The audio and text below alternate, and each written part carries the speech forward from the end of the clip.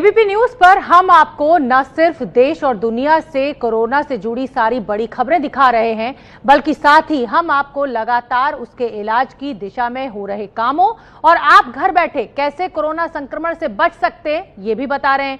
हमारे साथ अमेरिका के अटलांटा से इस समय जुड़ रहे हैं जॉर्जिया स्टेट यूनिवर्सिटी में बायोलॉजी के assistant professor Mukesh Kumar. Doctor Mukesh Kumar, मैं आपसे ये जानना चाहूंगी कि कोरोना से लड़ने के लिए इस समय अगर कोई दो रास्ते हमें दिखाई देते हैं तो पहला तो या तो हम वैक्सीन ढूंढें या हम दवा खोजें। वैक्सीन ढूंढने में भी समय लगेगा, दवा खोजने में भी समय लगेगा। आपका दावा है कि अर्थराइटिस की दवा से उपचार किया जा सकता है, कुछ आप जानकारी हमें देंगे?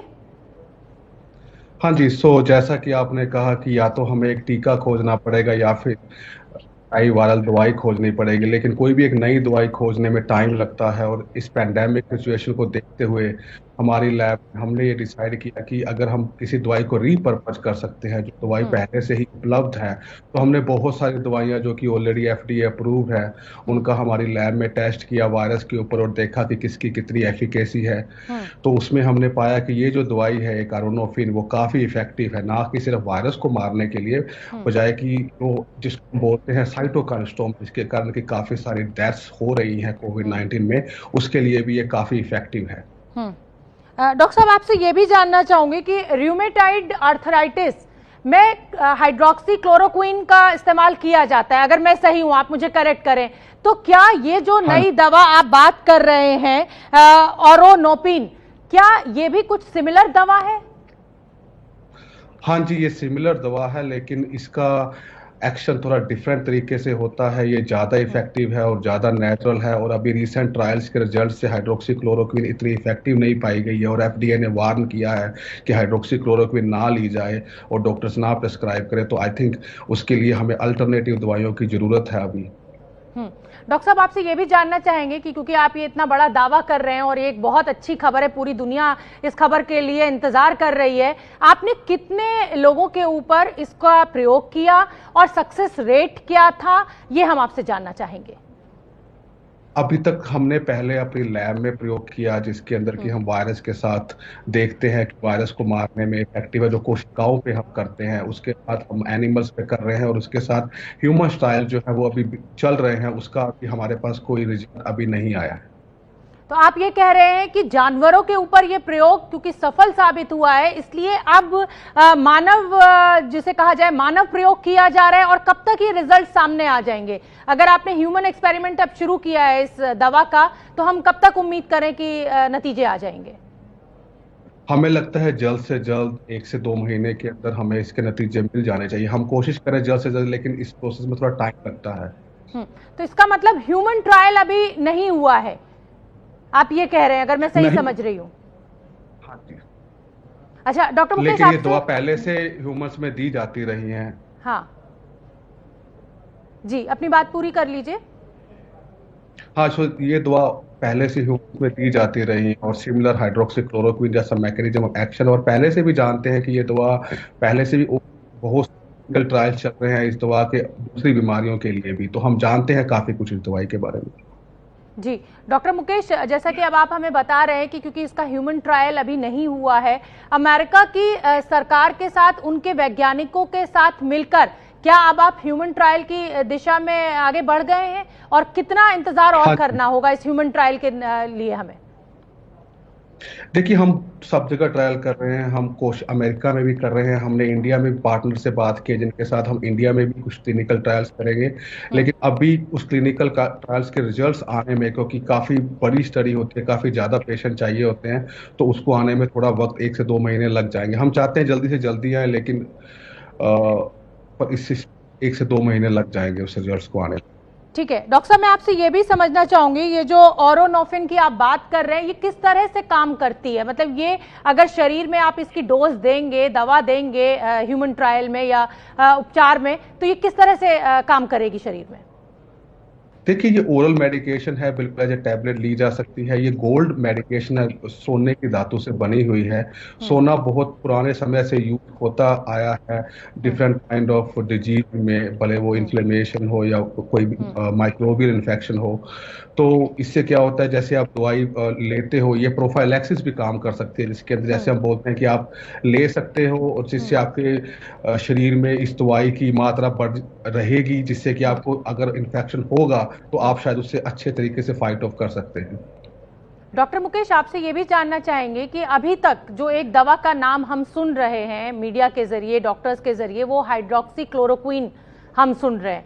क्या ये जिस नई दवा की आप बात कर रहे हैं, क्या ये उसका सब्स्टिट्यूट साबित हो सकता है आने वाले समय में, या वो भी साथ साथ यही लेनी यही होगी? यही हमारी कोशिश है। आई डोंट थिंक कि हाइड्रोक्सी क्लोरोक्विन और रोनाफिर एक साथ देने की जरूरत है। ये आई थिंक इट्स सब रिप्लेसमेंट फॉर हाइड्रोक्सी क्लोरो। आपसे ये भी जानना चाहेंगे कि जिस दवा का आप जिक्र कर रहे हैं ऑरोनोपिन, ये क्या इसके कोई साइड इफेक्ट्स भी होते हैं? क्योंकि अर्थराइटिस के पेशेंट्स इस दवा को खाते हैं। अब एक वो व्यक्ति जो कोरोना से संक्रमित है, क्या साइड इफेक्ट्स पर आप कुछ प्रकाश डालेंगे?